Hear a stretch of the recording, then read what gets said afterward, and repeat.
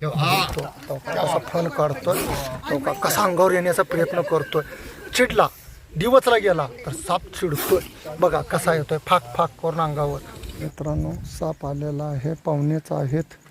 इथं लग्न करून गेलोय तरी त्यांना ॲड्रेस सांगता आला नाही. पहिला एकदा मी साप धरलाय का नाही कधी? हां नाही, इथं नाही धरलेला पहिलाच. आणि तुम्ही तिथं धरले त्याच्यावर त्या नंबर घेतला ना. हां, आणि जवळच आहे तुम्ही जागा. मी तर आलो ह्या घरात, ह्या घरात येऊन एक लग्न करून गेलोय. त्यामुळं हा, काजलच्या लग्नाला आलेलो होतो. आत्माराम अण्णाच्या पोराच्या, ते सोना चांदीवाला आहे त्याच्या. आम्ही भाऊभाऊच आहे हो दोघं. हे भैया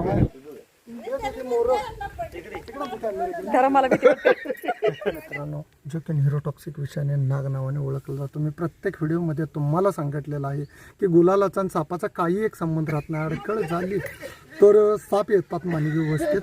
हा नाग नावाने ओळखणारा साप आहे.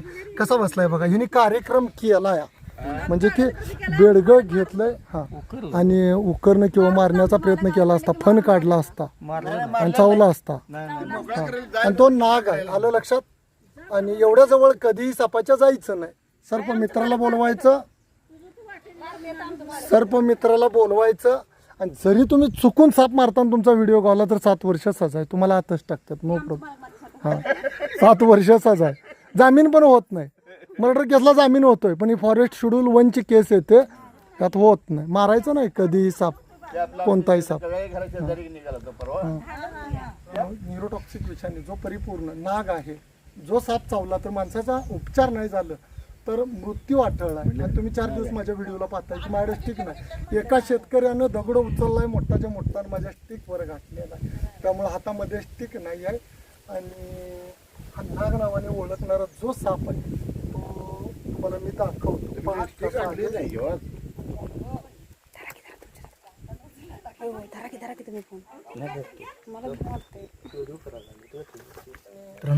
कसा बसलाय बघा, सुंदर असा गोळा होऊन बसलाय हा साप, ज्याच्यामध्ये न्यूरोटॉक्सिक विषयात आहे.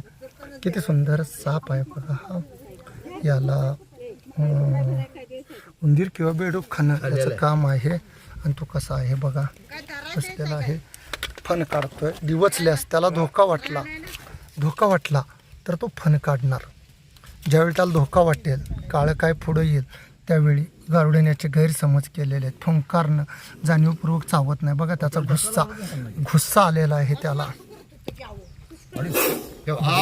तो कसा फन काढतोय, तो कसा अंगावर येण्याचा प्रयत्न करतोय. चिडला, दिवसला गेला तर साप चिडतोय. बघा कसा येतोय फाक फाक करून अंगावर. माणसाच्या पाचावर धारण बसते असा साप बघटला तर.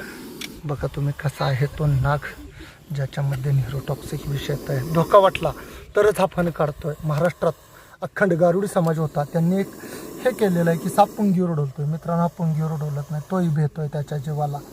याच्यामध्ये जे विष आहे ते न्यूरोटॉक्सिक येतं आहे. सर्पमित्र या नात्यानं मानवी वस्तीत आल्यानंतर साप पकडणं गरजेचं आहे. लोकांच्या अंधश्रद्धा आहेत बघा. याचा गुलालाचा काही याच्यावर परिणाम झालेला नाही आहे, अजिबात म्हणजे अजिबात परिणाम झालेला नाही आहे. आणि तो किती सेफ बसलाय बघा. त्याला पकडणं एका सर्पमित्राचं काम आहे.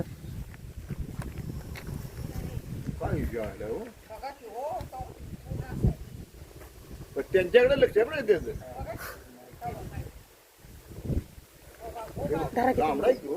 धरा घेऊ, मला भीती वाटते.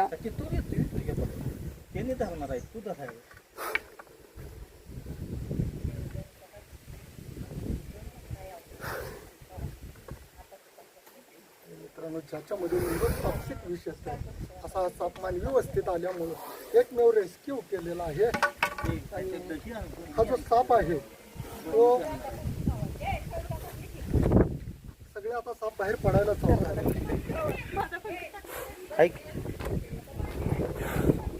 इकडे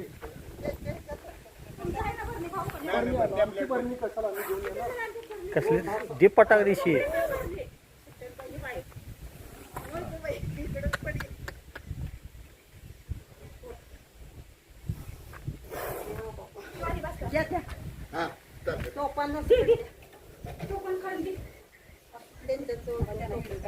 तुम्हाला नाग आहे ओळखलं तर ना, बरोबर आहे. तिकडे आणा ती बरणी. आता वरणी तर द्या साप धरला आता. काय अवघड आहे बाबा. हे बघा लांब ना किती सापाची भीती माहित असावी पण भ्रामक भीती नको आहे.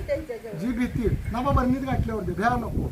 एवढं भिवून कसं व्हायचं एखादा साप आला का नसतं काय मारतो ते पाणी द्या.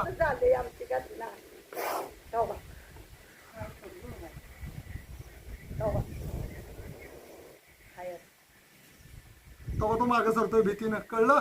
ज्यावेळी धोका वाटेल त्याला तोही भेटतोय ना जीवाला. फण मारणं त्याचं काम आहे. धोका वाटला तर वाघ आला तर वाघापुढेही नाग थांबतोय. तुमच्या लक्षात आलं. वाघ सुद्धा त्याला नाही टच करू शकत. हा? तर काय करायचं दिदीनं भरणीच दिल्या मला तसली.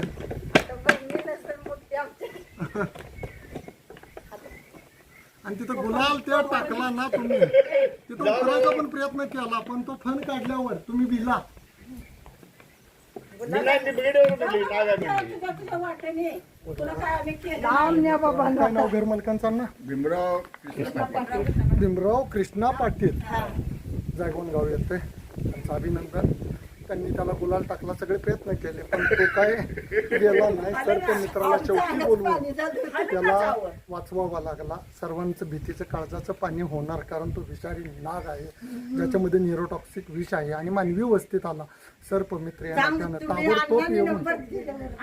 ताबडतोब येऊन नाही ती मी आता व्यवस्थित झालो. पकडणं हे प्रत्येक सर्प मित्राचं काम आहे. हातातलं काम टाकून सर्प मित्रांनी यावं लागतं. एखादा दारू पिणारा सर्प मित्र चुकीच्या पद्धतीनं प्रोफेशनल ट्रेनिंग नसल्यानंतर साप पकडणं फार चुकीचं आहे. प्रोफेशनल ट्रेनिंग असेल तरच असं विषारी साप पकडणं योग्य आहे आणि हे निसर्गाचं काम आहे. अन्न साखळीतला महत्त्वाचा घटक नाग नावाने ओळखणारा हा साप जरी चावला तर गव्हर्नमेंट हॉस्पिटलशिवाय कोणताही पर्याय नाही. तिथं अँटी स्नेक व्हिनम नावाची जी लस आहे त्याच्यामध्ये न्यूरोटॉक्सिक विष येते त्याच्यावर तिथंच मिळते.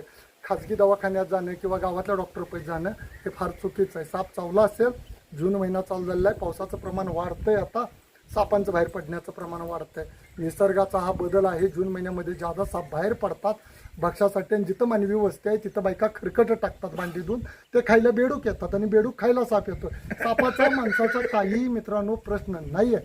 आणि जरी असा साप मानवी वस्ती झाला तर जवळच्या सर्प मित्राला बोलवून अशा विषारी सापांना वाचवणं प्रत्येकाचं कर्तव्य आहे. आणि साप वाचवा निसर्ग वाचवा. जय हिंद जय महाराष्ट्र.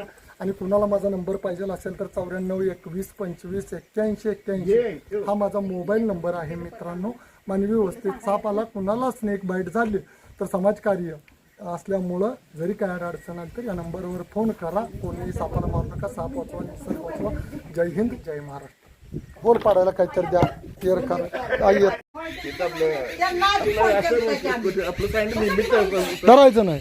साप प्रोफेशनल ट्रेनिंग असल्याशिवाय पकडणं ट्रेनिंग झालेलं आहे. ते सलगरला दोन्ही पण नाही. ते सर्प मित्राला बोलवायची बारी आली. चला पाणी दे जरा. हां जाऊन सोडा.